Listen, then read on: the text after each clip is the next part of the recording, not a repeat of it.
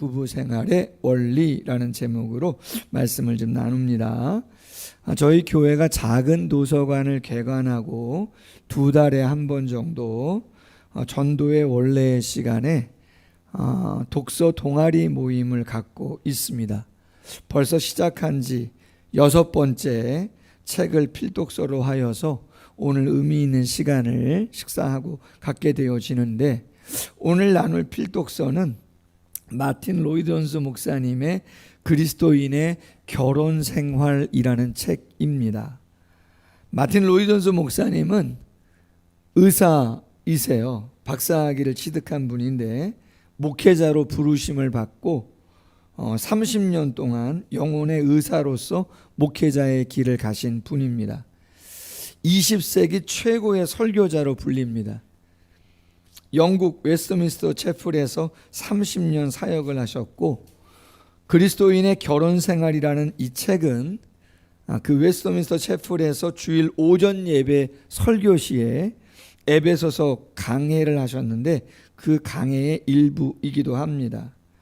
저의 서재에도 그래도 좀 책이 있는 편인데요, 가장 많은 책이 마틴 로이드 존스 목사님의 책이 제일 많이 소장되어 있기도 하고 많이 읽기도 했습니다. 그리스도인의 결혼 생활 여러 가지 내용을 담고 있는데 짧은 30-40분의 설교 시간에 모든 내용을 다 다루기는 물리적으로 좀 어렵고, 가장 기본이 되어지는 2가지 영적인 원리를 좀 나누면서 은혜를 나누려고 합니다. 저는 아직 결혼 안 했는데요. 저는 혼자인데요. 여러 가지 상황들이 다 다를 것입니다. 그러나 결혼을 하셨던, 결혼을 아직 하지 아니하셨던 또 손주들, 그죠? 다음 세대, 미래 세대를 생각하면서 한번 내가 어떤 영적인 교훈을 전해줄 수 있겠는가, 그죠? 그리고 우리의 어떤 지금 가정의 모습, 부부간의 모습을 한번 이렇게 생각해 보면서, 혹시라도 자녀이시면 우리 부모님이 조금 더 아름다운 모습으로 좀 행복해졌으면 좋겠다. 기도 제목을 어떻게 삼을까? 좋은 기도 제목 오늘 본문에 있지 않나 생각이 되어집니다. 남과 여가 만나서 한 가정을 꾸리고 삶을 살아가는 것인데 무엇이 중요한 영적인 원리가 되겠는가? 요즘 세상은요, 결혼에 대해서 수많은 이야기들을 합니다. 이런 이야기를 합니다. 결혼은 미친 짓이다. 세상이 그렇게 얘기를 한다고요. 결혼은 미친 짓이다. 결혼은 지옥이다. 그죠? 그런 얘기들도 해요. 결혼은 속박이다. 어느 여가수의 노랫말 제목이 이래요. 아모르 파티. 아세요? 라틴어죠. 운명을 사랑하라.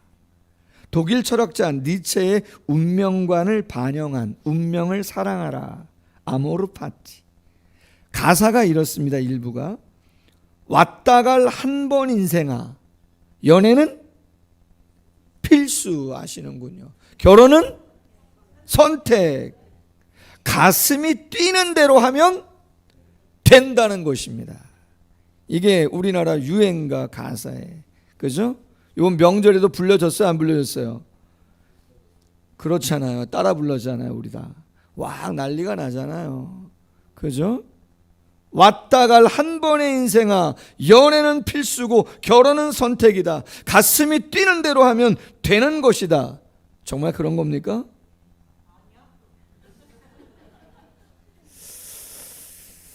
마틴 로이드 존스 목사님은 이런 말을 합니다.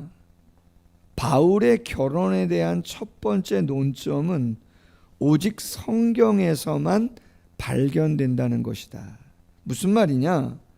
이 세상의 결혼에 대해 수많은 이야기들을 모두가 체험적으로건 이성적으로건 이야기를 한다 할지라도 결혼에 대한 절대적인 기준이 될 수 있는 유일한 원리는 오직 성경에서만 찾아야 한다는 것입니다. 내가 그리스도인을 자처하는 사람이라면 내가 생각하는 결혼과는 이것입니다 라는 식으로는 말하면 안 된다는 거예요. 오직 성경은 결혼에 관해 무엇을 가르치는가 라고 하는 고민을 그리스도인이라면 반드시 해야 된다라고 하는 것입니다. 신자는 오직 성경이 가르치는 것 외에는 아무것도 알지 못한다라고 말을 해야 된다는 거예요. 행위든 생각이든 신자의 삶의 모든 것은 뭐가 지배해야 된다? 성경이 지배를 해야 한다는 거예요. 30년 살아봤어요. 50년 살아봤어요. 우와, 결혼은 이런 것이에요. 부부관계는 이런 거예요. 얼마든지 이야기하실 수 있습니다. 거기에 귀한 것들이 담겨 있을 수도 있어요. 책을 많이 읽을 수도 있고 논문을 써서 부부와 결혼 가정에 학위를 받을 수도 있어요. 좋아요. 그러나 여러분, 절대적인 기준은 아니라는 거예요. 절대적인 기준은 오직 하나. 뭐라고요? 성경이다. 그래서 여기에 나와 있는 거예요. 그렇다면 성경이 이야기하는 결혼 생활의 영적 원리, 첫 번째, 아내에게 주신 특별한 명령, 복종의 명령이다. 복종의 원리. 자, 오늘 22절 이하 이렇게 말합니다. 아내들이여 자기 남편에게 복종하기를 주께 하듯하라. 이는 남편이 아내의 머리됨이 그리스도께서 교회의 머리됨과 같음이니 그가 바로 몸의 구주시라. 그러므로 교회가 그리스도에게 하듯 아내들도 범사에 자기 남편에게 뭐하라? 복종하라. 여러분, 쉬워요? 어려워요? 어려워요. 근데 재밌죠? 교회론에서 교회와 성도는 절대적으로 그리스도에게 복종을 합니까? 안 합니까? 합니다. 교회와 성도는 그리스도의 말씀에 절대적으로 복종하게 되어 있고 신뢰한단 말이에요. 그 복종은 절대 굴종이 아니고 억지스러움도 아니고 불평이 있을 수가 없어요. 절대적인 신뢰고 사모함이고 어쩌면 더 순종하지 못한 안타까움이 있는 것이죠. 근데 그 안타까움과 그 미안함이 내가 남편에게 복종하지 못해서 가지고 계십니까? 지금? 각 가정에서? 좀 다른 이야기라고 할 수 있는 거죠. 근데 가지셔야 된다는 거예요. 쉽지 않죠. 아마 속으로 이렇게 말씀하실 거예요. 제가 속마음을 말씀해 드릴게요. 내 남편이 예수님처럼 완벽하시다면 얼마든지 복종 아니고 복종하자 할아버지라도 따르지요. 내 남편이 예수님처럼 완벽하지 않잖아요. 그게 문제예요. 늘 불안하고 부족해요. 아니, 아내인 내가 판단하고 생각하는 수준보다 훨씬 못 미치는 생각을 할 때가 한두 번이 아니에요. 결과가 뻔한데 어떻게 복종을 합니까? 맞아요, 틀려요? 오, 맞아요, 이거 세게 안 나오시네요. 현실적으로 가만히 보면 그럴싸한 내용들이 많이 있죠. 그나마 우리 가정이 여기까지 온 거 남편 말 들어서가 아니고 내 말 듣고, 아내인 내 말 듣고 내가 주도하고 내가 애써서 여기까지 온 거 다들 인정합니다. 마냥 미련하고 부족한 남편의 이야기 듣고 따라갔으면 남아있는 거 아무것도 없습니다. 그렇게 이야기하실 분들 있어요, 없어요? 있거든요. 있거든요. 그러면 도대체 어떻게 되는 거예요? 이게 안 맞잖아요. 에? 성경은 진리라면서요. 하나님의 말씀은 내 발의 등이요 내 길의 빛이라면서요. 지금의 상황을 가장 확실하게 볼 수 있는 건 주의 말씀이고 미래의 시간을 가장 정확하게 내다볼 수 있는 진리를 가르쳐주는 게 하나님의 말씀이라는데, 말씀은 아내는 남편에게 교회가 그리스도에게 복종하듯 복종하는 게 원리고 아내는 순종해야 된다는데 도대체 어떻게 되는 거냐 말이죠. 그럼 왜 바울이 이러한 증거를 했는가? 이유가 뭐냐? 성경이 말하는 근거 원리는 뭐냐? 23절이에요. 남편이 아내의 뭐가 된다고요? 머리가 된다. 그리스도께서 교회의 머리됨과 같음이니 그가 바로 몸의 구주다. 그럼에도 불구하고 남편이 부족하고 연약해도 남편은 아내의 뭐가 된다고요? 머리가 된다. 그리스도께서 교회의 머리됨과 같다는 거예요. 자, 골로새서 1장 18절에 보니까 그는 예수님은 몸인 교회의 뭐라고요? 머리시다. 그렇게 돼 있어 성경에. 고린도서 12장 27절에 보니까 너희는 그리스도의 몸이다. 지체의 각 부분이다. 성도는 그리스도의 몸이라는 거예요. 지체라는 거죠. 그러면 여러분 한번 질문해 봅니다. 몸 중에 머리는 어떤 역할하고 어떤 의미를 담고 있는 겁니까? 머리, 모든 것이죠. 생명 그 자체입니다. 모든 기관에 명령을 내리는 곳입니다. 사람의 인격을 담고 있는 곳이라고도 할 수 있습니다. 어떤 지체든지 명령을 따르지 않으면 문제가 발생합니다. 명령을 인지하지 못한다든지 그 명령을 회피하면 어려움을 겪게 되어지는 것입니다. 반드시 몸은 머리에게 붙어 있어야 되는 것이죠. 그래서 요한복음 15장 5절 예수님이 나는 포도나무요 너희는 가지니 저가 내 안에 내가 저 안에 있으면 이 사람은 과실을 많이 맺나니 나를 떠나 너희는 아무것도 할 수 없다 했다 말이죠. 그렇다면 왜 무엇 때문에 성경은 남자가 여자의 머리가 된다고 이야기를 하는 것인가? 왜 그 머리 되는 남편의 이야기에 순종하고 따라가야 된다고 그 권위를 세워주는가? 두 가지 이유입니다. 성경은 첫 번째는 창조의 질서 때문에 그렇습니다. 뭐 때문에요? 창조의 질서. 자, 작은 첫 번째, 남자가 여자보다 먼저 지음을 받았다는 거예요. 자, 고린도전서 11장 8절에 보니까 남자가 여자에게서 난 것이 아니고 여자가 남자에게서 났으며 또 남자가 여자를 위하여 지음을 받지 아니하고 여자가 남자를 위하여 지음을 받았다는 거예요. 자, 여러분 고린도전서 14장 33절에 보면 하나님은 무질서의 하나님이 아니고 오직 화평의 하나님이시라는 거예요. 마지가 있고 차남이 있는 거예요. 선배가 있고 후배가 있는 거죠. 상사가 있고 부하 직원이 있는 거예요. 맞아요, 틀려요?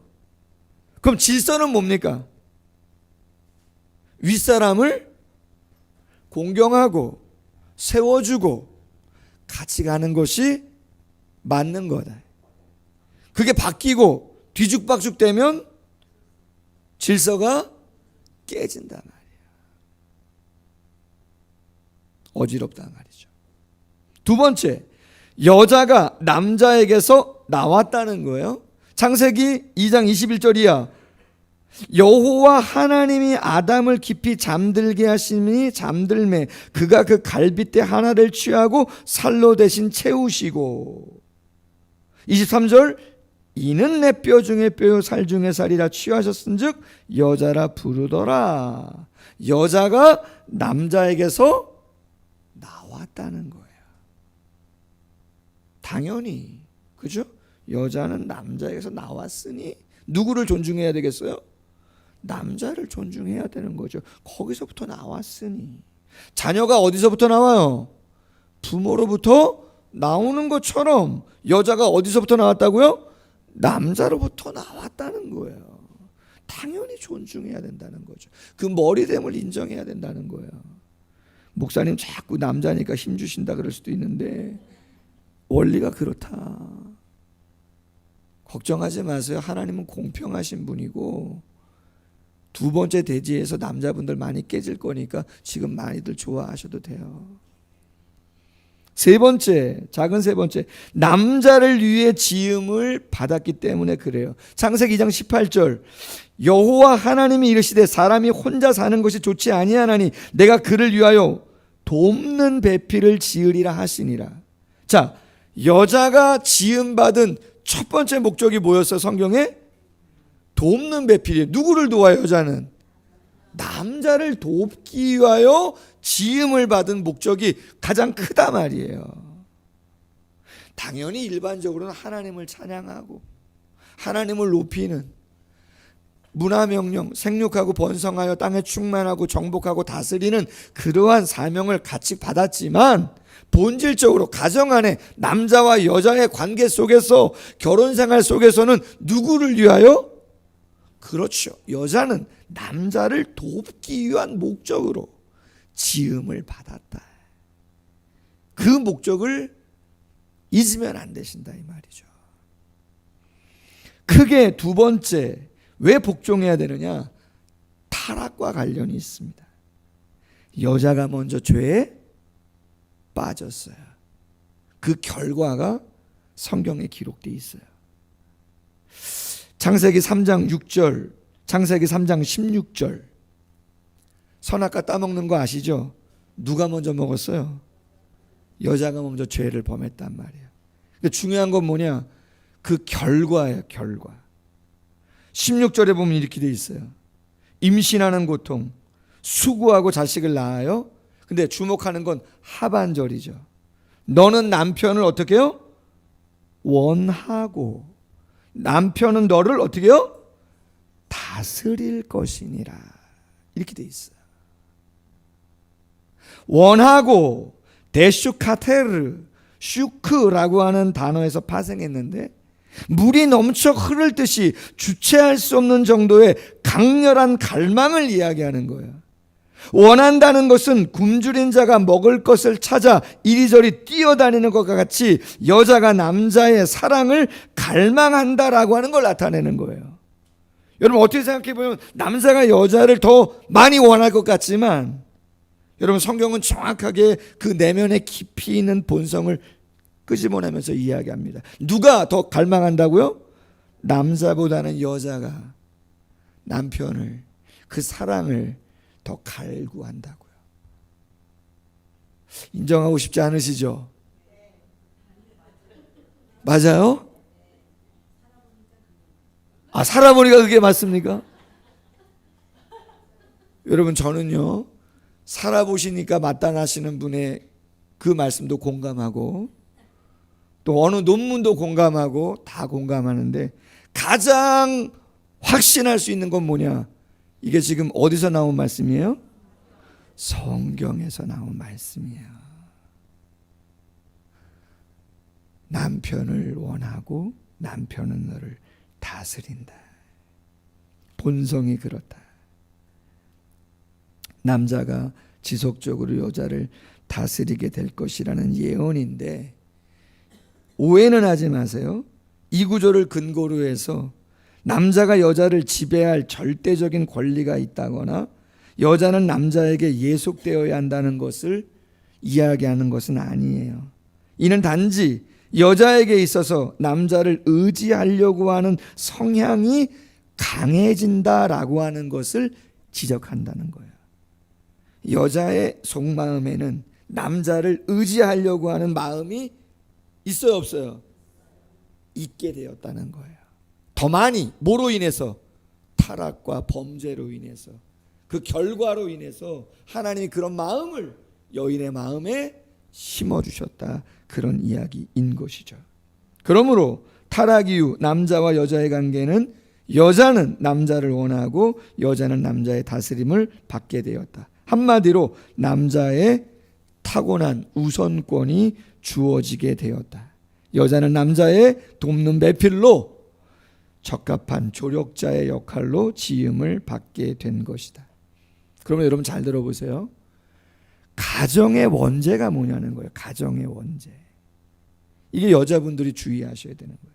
가정의 원죄는 여자가 자신에게 주어진 신분과 지위를 망각하고 남자의 권위와 머리됨, 그 능력과 지위를 빼앗아 불행과 혼란을 야기하는 것. 그게 원죄예요. 남편이 능력이 적을 수 있습니다. 지식이 조금 모자랄 수 있어요. 내가 더 똑똑할 수도 있습니다. IQ가 높을 수 있습니다. 그러나 남자에게 주어진 그 권위, 그것을 무시하거나 인정하지 않거나 내가 더 그것을 빼앗아 버리는 그러한 것을 행한다면 그게 뭐라고요? 가정 안에서의 원죄다. 여러분, 이건 엄청난 죄입니다.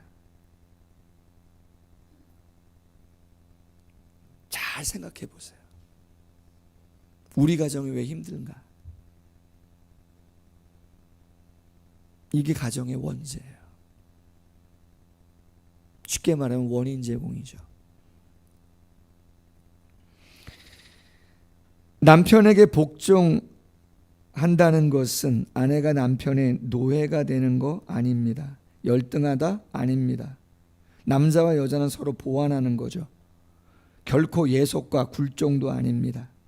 아내는 남편의 보호와 보존과 인도와 보살핌을 받아야 할 소중한 대상인 건 분명하죠. 아내의 복종이 순전히 수동적인 복종 아닌 것도 분명합니다. 아내의 복종은 아내 혼자 독자적으로 행동해서는 안 된다는 뜻을 담고 있는 것입니다. 남편보다 먼저 행동하면 안 됩니다. 행동을 미루거나 회피하거나 거부해서도 안 됩니다. 주도권과 통솔권이 남편에게 있지만 통합적으로 이루어져야 하는 것이고 통솔권은 항상 머리에 있음을 기억하셔야 하는 것이죠. 그렇다고 해서 남편이 이성을 잃고 미치광이처럼 행동해도 무조건 복종한다? 그런 건 아니죠. 성경이 그렇게 터무니없는 것을 가르치지는 않기 때문에. 그렇다면 결론적으로 실천을 어떻게 해야 되겠는가? 남편의 머리됨을 내가 어떻게 아내로서 인정하며 가정을 행복하게 꾸려갈 수 있는가? 4가지입니다. 첫 번째, 마음의 태도에서부터 먼저 존중하셔야 한다. 베드로가 아브라함과 사라의 이야기를 하는데 사라가 아브라함을 주라 칭하여 순정한 것 같이 주, 퀴리오스, 주인이라는 거예요. 여러분, 사라가 아브라함을 솔직히 이렇게 부를 수 있습니까? 아닙니다. 처음부터 이렇게 불렀나요? 아닙니다. 아브라함은 늘 믿음의 조상의 모습을 보인 사람이 아니에요. 그는 많이 흔들렸던 사람이고 실수도 정말 많이 한 사람이에요. 첩도 뒀잖아요. 그죠? 첩도 뒀어요. 그리고 자기 아내 누이라고 속이기도 했던 사람이에요. 종을 양자 삼아가지고 말이죠. 하나님이 독자를 주신다고 했는데도 의심이 많아가지고 종을 말이죠. 양자 삼으려고 이방인 사람을 그랬던 사람이기도 하고 말이죠. 허물이 많은 사람이에요. 그런데 그럼에도 불구하고 시간 속에서 하나님이 가정의 질서를 어떻게 하기를 원하시는가를 너무나 잘 알게 된 것이죠. 마음으로부터 세워줘야겠구나라고 하는 생각을 하게 됐다. 2번째, 남편의 가장으로서의 결정권을 인정해 주셔라. 아멘. 여러분, 최종적인 결정 누가 하게끔 하시라고요? 남편이. 그럼 책임은 누가 지는 거예요? 아니, 결정을 남편이 했는데 책임은 아내가 지는 거예요? 자, 뭐 알아서 하세요. 할렐루야. 웃음을 주시는데, 자, 결정한 사람이 모두 지는 거예요. 상식선에서는 책임도 지는 거예요. 그렇기 때문에 남편이 가장이고 머리됨을 인정한다면 토론은 하고 이야기를 한 다음에 결정은, 그렇죠. 실수할 수 있어요, 없어요? 그 결정이 잘못될 수 있어요, 없어요? 있죠. 그럼 남편이 고개를 숙이겠죠. 근데 고개만 숙이는 게 아니라 마음에 어떤 생각을 하겠어요? 여러 생각, 미안하고 다시는 실수하면 안 되겠고 아내 말도 들어야 되겠다 안 되겠다 들어야 되겠구나 생각하고 자꾸 아내가 계속 결정해 잘돼 그럼 남편은 무슨 생각할까요? 다 아시는 내용들이에요. 나 이 가정에서 필요가 없구나. 나 무시하는구나. 나 인정해 주는 대로 가지 뭐. 잘 생각하셔야 돼요. 잘 생각하셔야 된단 말이에요. 세 번째, 신앙의 양육의 인도자로서 누구를 세워줘라? 남편을 인정해줘라. 마지막, 자녀들에게 남편 존중을 가르쳐라. 여러분, 제가 솔직히 신혼 때요 감동 먹고 참 감사했던 게 아내에게 뭐가 있었냐면요, 시키지도 않았는데 제가 출근할 때 아이들을 다 이렇게 문 앞에 나오게 합니다. 누가요? 아내가. 예, 인사를 시켜요. 솔직히는 경험해보지 못했던 일들이었어요. 근데 그런 인사를 이렇게 받고 말이에요, 기분이 어떻게 될까요? 너무 좋던데 솔직히.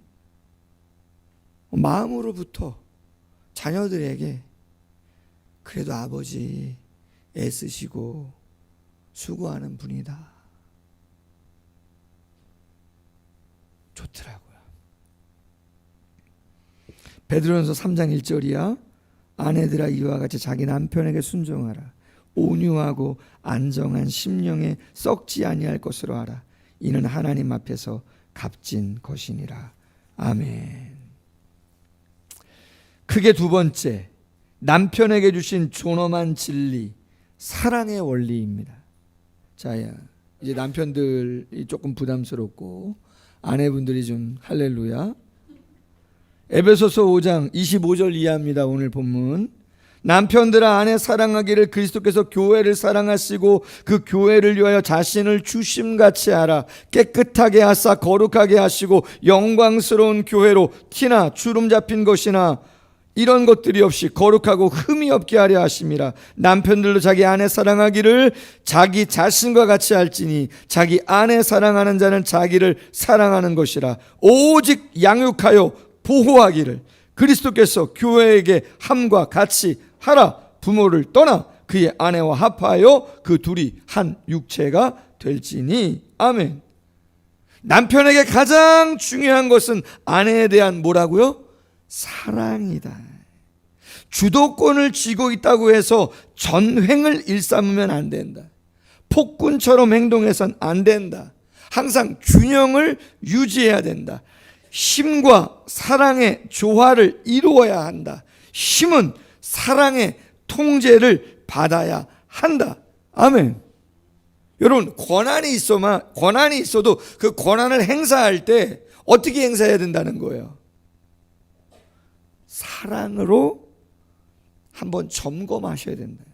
내가 이 힘을, 권한을 행사할 건데, 권한이 나한테 있는데 합법적인데 이거를 행사할 때 그것을 경험하게 되어지는 국민이나 가족이, 내 아내가 어떻게 느낄 것인가를 생각하고 그 권한을, 그 힘을 행사해야 한다. 그게 성경의 원리라는 것이죠. 이 사랑이라는 이 위대한 용어가 지나치게 남용되고 왜곡된 나머지 사랑의 의미조차 전혀 알지 못하는 사람들 이 세상에 많이 있어요, 없어요? 너무나 많은 거죠.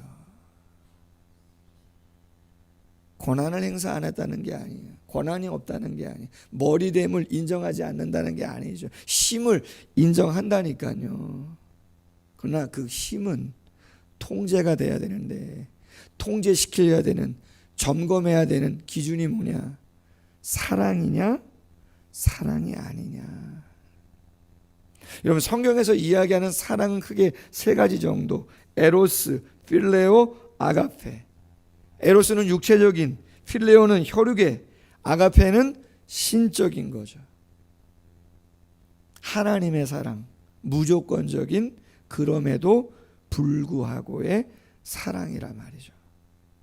25절, 남편들아 아내 사랑하기를 그리스도께서 교회를 사랑하고 그 교회를 위하여 자신을 주심같이 하라. 그럼 여러분, 교회는 늘 깨끗한가요? 교회는 늘 거룩합니까? 교회는 늘 영광스럽습니까? 주름이나 티가 하나도 없나요, 교회? 아니요. 그렇지 않아요, 여러분. 교회가 영광에 사라질 때도 있고, 지저분해 보일 때도 있고, 실망스러울 때도 있고, 비참해 보일 때도 있습니다, 교회는. 그럼에도 불구하고 그리스도 되시는 주님이 그 교회를 위하여 어떻게 하셨다는 거예요? 죽으셨다는 거잖아요. 당신을 주셨다는 거잖아요. 사랑하셨다는 거잖아요. 조건 보지 않으셨다는 거잖아요. 그래서 우리가 여기에 있는 거 아닙니까? 할렐루야. 그래도 아빠라고 여기 있는 거 아니에요? 솔직히 그 사랑이 있기 때문에 가정에 남아있는 거 아닙니까? 일말의 사랑이, 일말의 존중이 그래도 그 누군가의 마음속에 있기 때문에 그래도 이곳에 있는 거지. 제가 목사지만 제가 한 모든 말과 모든 행동과 모든 것들이 완벽하기 때문에 여기서 이렇게 설교하는 거 아닙니다. 저는 알고 있습니다. 모두가 마찬가지다. 중요한 것은 그럼에도 불구하고 주님은 교회를 사랑하신다. 로마서 5장 8절과 10절에 우리가 아직 죄인 되었을 때, 우리가 아직 원수 되었을 때 그리스도께서 우리를 위하여 죽으심으로 하나님께서 우리에 대한 자기의 사랑을 확증하셨다. 할렐루야. 그러므로 마틴 로이드 존스 목사님은 이렇게 질문을 합니다. 결혼 관계를 속죄 교리의 관점에서 이해해야 한다는 것을 깨우친 사람이 우리 가운데 얼마나 됩니까? 오직 속죄 교리의 관점에서만 결혼의 참된 의미를 알 수가 있는 겁니다. 속죄의 교리로서 교회는 탄생을 한 것입니다. 아가페의 사랑, 겸손한 사랑, 인내의 사랑, 높여주는 사랑으로 교회는 탄생을 한 것입니다. 그것과 마찬가지로 가정도 그렇다는 것이죠. 결혼은 어려운 것이에요. 왜? 남편이 아내를 사랑해야 되기 때문에. 아내가 늘 좋아 보일 수 없죠. 당연히 좋을 때가 많지만 그렇지 않을 때도 있는데, 남편은 속죄교리 안에서 누구를요? 나를 찢는 거예요. 더 아내를 찢으려고 하지 말고, 아내를 바꾸려고 하지 마시고 누구를 찢어야 된다고요?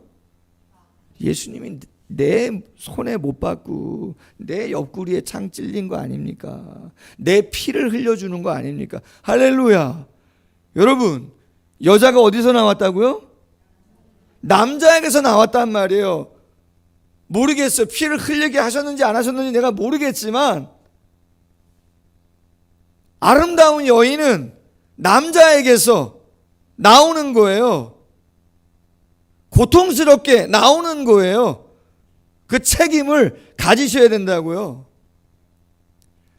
남자는 여자하기 나름이라고 하는 카피가 있지만 맞는 이야기겠죠. 어떤 이야기인지 알겠지만 성경에 이야기하는 건 뭐예요? 정말 아름다운 여인은 누가 만드는 거예요? 남자가 만드는 거다, 그런 얘기잖아요. 지금 로이드 목사님은 이런 질문을 합니다. 결혼 전에 남자가 혼자 생활할 때는 이 상황이 내게 어떤 영향을 미칠까? 이 상황을 내가 어떻게 대처해야 할까 생각을 했다면, 결혼하고 나서 아내를 맞이하고 나서는 이 상황이 내 아내에게 어떤 영향을 미칠까를 생각하라. 아멘. 그렇게 하시라. 대단한 것이죠.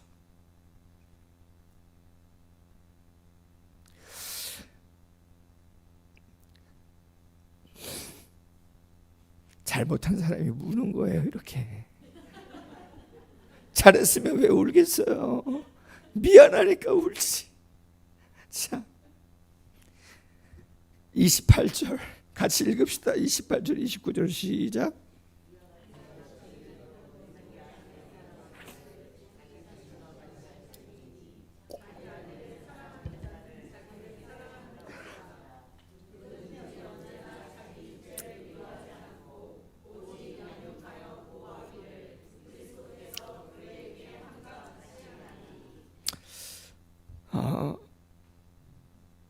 아내를 사랑하는 것이 나를 사랑하는 거다.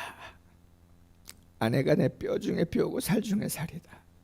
한 몸이다. 내가 편하고 아내가 불편하다. 그럼 결국은 어떻게 되겠어요? 나도 불편해진다 이 말이에요. 내가 건강하고 아내가 약하면 결국 어떻게 된다는 말이에요? 나도 병든다. 약함을 경험하게 된다. 비록 내가 우울하지만 아내가 쾌활해지면 어떻게 된다는 거예요? 결국 나도 좋아진다 이 말이죠.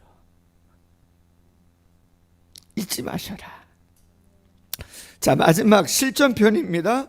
그렇다면 아내를 사랑하는데 실제적으로 어떻게 해주는 것이 아내에 대한 사랑이냐? 똑같이 네 가지. 첫 번째, 아내의 감정을 이해해 주시려고 애를 많이 쓰셔라. 이해. 우리 지난번에 한번 나눴잖아요. 영어로 이해가 뭐였어요? understand. 아래에 서보는 거잖아요. 아내의 입장을 한번 대보는 것이죠. 공감이죠. 두 번째, 아내의 필요를 어떻게 해줘요? 채워주는 것이에요. 예수님은 성도와 교회의 필요에 아주 민감하죠. 그래서 늘 묻잖아요. 무엇을 원하냐고 병자들에게, 죄인들에게 예수님이 항상 물으세요. 그래서 남편들도 아내들에게 어떻게 하라고요? 질문 좀 하시라고. 뭘 원하냐고. 질문하세요 안 하세요? 홍집사님 할렐루야. 오늘 집에 가서 꼭 하세요. 정진환 집사님 할렐루야. 우리 김탁경 집사님 할렐루야. 아내에게 뭘 원하냐고 꼭 질문. 뭐 안 하셔도 돼. 알아서 잘해 주시는데 뭐 할렐루야. 그죠? 다 알고 있어요. 경상도 분이거든요. 세 번째, 아내를 연약한 그릇으로 알고 불쌍히 여기며 뭐 해줘라? 보호해줘라. 마지막, 아내의 성장을 도와줘라. 그리스도께서 교회를 양육하신다고 되어 있거든요. 양육은 성장시키는 거예요. 자기 개발할 수 있도록 아내가 뭔가 배우고 싶다, 뭔가 펼치고 싶다, 하고 싶다 그러면 뒷바라지도 해줘라, 그런 얘기인 거예요. 쉽게 말해서 성장할 수 있도록 서포트, 아내만 하는 게 아니고 남편도 아내의 성장을 도와줘라, 그런 이야기인 거죠. 자, 결론입니다. 여러분, 결혼 생활은요 승패를 가르는 싸움이 아니에요. 누가 더 가정을 꽉 쥐는 이런 거, 예? 아내가 이기면 남편이 지고 남편이 이기면 아내가 지고 이런 게 아니에요. 여러분 이런 이야기 들어보셨죠? 윈윈. 둘 다. 자, 딱 이거 생각해봤더니 설교하면서 이렇게 찾아봤더니 이게 전쟁에서 나온 용어예요. 전략. 전쟁이 났는데 양쪽이 전쟁이 두 곳에 쳐들어왔어요. 한쪽의 규모를 줄이고 한쪽에 집중하고, 그래서 양쪽이 결과적으로는 다 승리를 얻는 거라는 거죠. 이게 경제적으로 옮겨져 가지고 양쪽 기업이 다 사는 거, 그걸 윈윈으로 바꿨어요. 근데 가정에도 적용이 된단 말이에요. 남편만 행복해, 그런 거 아니에요. 아내만 행복해, 그런 거 아니라는 거죠.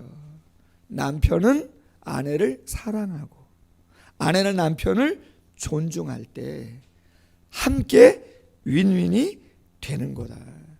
그래서 오늘 결론이 뭐예요? 32절 33절 이 비밀이 크도다. 나는 그리스도와 교회에 대하여 말을 한다. 교회론을 이야기하고 있는데 너희도 각각 자기 아내 사랑하기를 자신같이 하고 아내도 자기 남편을 존경하라. 할렐루야. 기도하겠습니다. 하나님 아버지 감사합니다. 명절 보냈고 이제 현장으로 돌아와 일상으로 돌아와 삶을 살아갑니다. 명절 속에서 기쁜 일도 있었겠지만 쉽지 않은 일도 감정들도 있었을 것입니다. 왜 그랬을까? 무엇이 문제일까?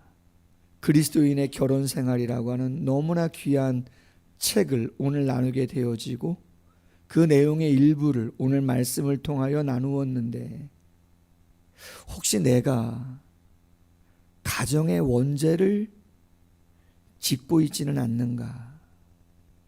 남편의 권위와 그의 결정권과 그의 존경받을 만한 그것들을 혹은 그가 더 잘할 수 있는 잠재되어 있는 것을 내가 누른 적은 없는가? 내가 원죄를 제공한 자가 아닌가? 늘 잘할 때만, 예뻐 보일 때만, 좋아 보일 때만, 나에게 잘할 때만 아내를 사랑한다? 그리스도의 속죄 교리, 속죄의 원리는 그럼에도 불구하고 아가페, 무조건적인 것임을 생각할 수 있도록 잊지 않는 남편들 될 수 있도록 도와주시기를 원합니다. 죄인이고 원수 되었을 때에도 그리스도께서 교회와 성도들을 위하여 자신을 찢은 것임을 잊지 않도록 도와주시기를 원합니다. 그 아름다운 마음이 서로를 향해 나아감으로 가정이 회복되고 아름다운 은혜들을 누리는 모두가 될 수 있도록 축복해 주시옵소서. 예수님의 이름으로 기도하옵나이다. 아멘.